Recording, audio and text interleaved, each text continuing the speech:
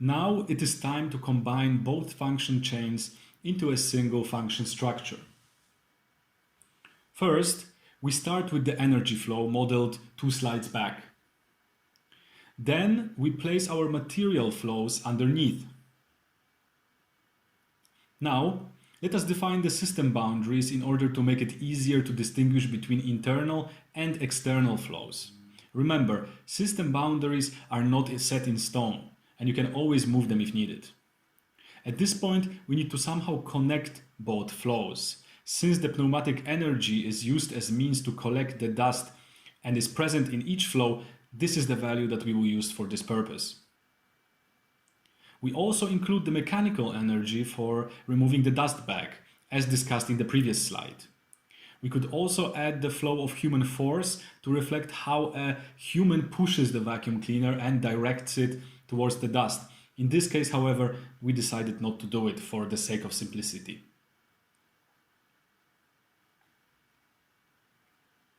The result of the exercise is a relatively complex function structure that allows for a fairly solution-neutral description of the technical problem, that is, collecting the dust.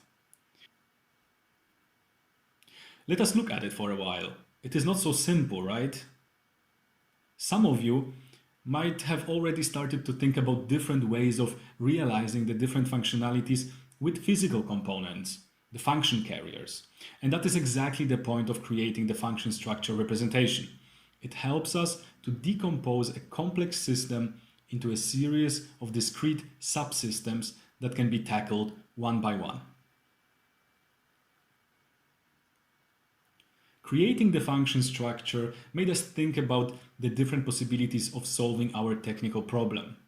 We are sure that some of you came up with slightly or entirely different representations of the vacuum cleaner, and that is completely fine, as long as the structure is consistent and covers all the requirements. We invite you to play with the function structure and see how would it influence the requirements and overall functionality. Try breaking down subfunctions into further modules.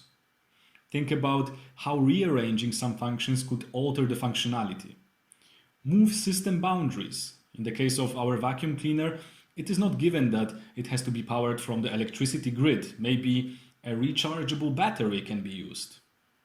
Now, we are going to give you a couple of examples of our changes to the function structure.